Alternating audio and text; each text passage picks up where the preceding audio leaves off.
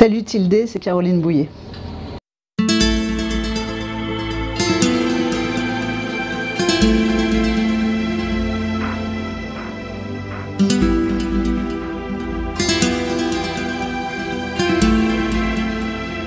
Je suis Caroline Bouillet, je suis artiste graveur et je travaille ici à Ménilmontant dans cet atelier depuis à peu près 14 ans, dans la rue de Ménilmontant. Et je fais principalement de la gravure taille douce, ça veut dire que je grave les plaques en creux et ensuite j'imprime ces plaques gravées. Et depuis quelques années, je fais aussi du dessin.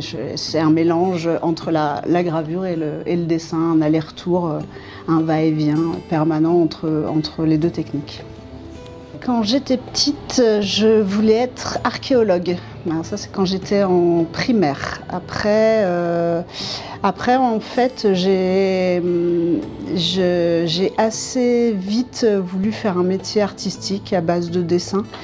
J'ai toujours dessiné, vraiment toujours. Ça a toujours été un lieu pour moi un refuge. Et ça a dû. J'ai eu connaissance de formations qui existaient, je pense, quand j'étais en 5e. Et c'est dès la 4e, en fait, j'ai voulu rentrer dans une école d'art. Et je suis rentrée dans une école d'art, donc à l'école Estienne, en seconde. C'était pas une vraie classe de seconde, c'était ce qu'on appelle en diplôme des métiers d'art. Et voilà, je suis rentrée à l'école Estienne pour 5 ans. À partir de la seconde, donc j'avais 15 ans. Et en fait, c'est là que j'ai découvert la gravure que je ne connaissais pas au départ.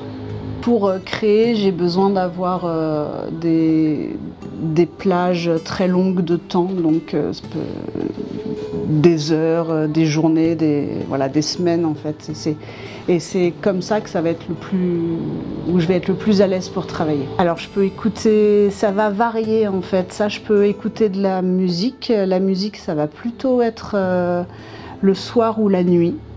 En fait, où je peux écouter de la musique même très très fort, à fond, où je vais un peu me déchaîner, où je peux même danser aussi et travailler un peu alternativement. Et sur certains moments de concentration, j'écoute pas mal de podcasts ces derniers temps. Et je trouve qu'il y a des choses très très intéressantes qui se font. Et alors parfois, en fait, ça m'aide à me concentrer. Alors par contre, souvent je peux être incapable de dire de quoi a parlé l'émission parce que en fait, j'ai pas du tout percuté. Mais le son d'une voix un peu lancinante peut m'aider à me concentrer. Parfois plus que de la musique. Et il y a plusieurs sources déjà à mon inspiration parce que souvent ça va être des projets que je vais mettre en place et c'est des projets à long terme. Donc j'ai travaillé pendant longtemps sur le paysage urbain. Je le fais un petit peu moins maintenant, mais j'ai tourné autour de cette thématique-là pendant plus de 15 ans. Et c'était pour servir un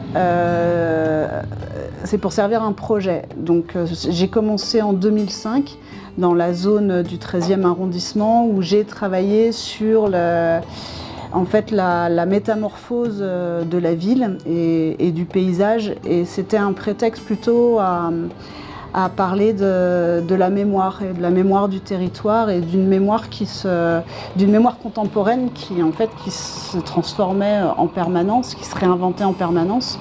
Donc les chantiers, c'était intéressant pour ça parce que toutes les semaines, je pouvais retourner dans les mêmes lieux et le panorama avait changé. Et le dernier travail, alors il y a eu comme ça des thématiques différentes, donc il y a eu le 13e arrondissement, il y a eu la zone industrielle au portuaire de Dunkerque, il y a eu les magasins généraux à Pantin, où je me suis servi du bâtiment pour faire tout un travail d'expérimentation autour aussi de la gravure, autour des impressions multiples, du recouvrement, de la couleur. Je me suis servi de ce bâtiment comme d'un laboratoire et j'ai fait ça en même temps que ce bâtiment était réhabilité, où j'ai travaillé plusieurs années dessus pour pour m'en servir, moi, à faire des expérimentations, en fait, en gravure et en impression. Alors moi, j'ai toujours été aussi proche de la nature parce que j'avais des grands-parents qui étaient agriculteurs, qui avaient une ferme, qui avaient des vaches, tout ça. Bon, voilà.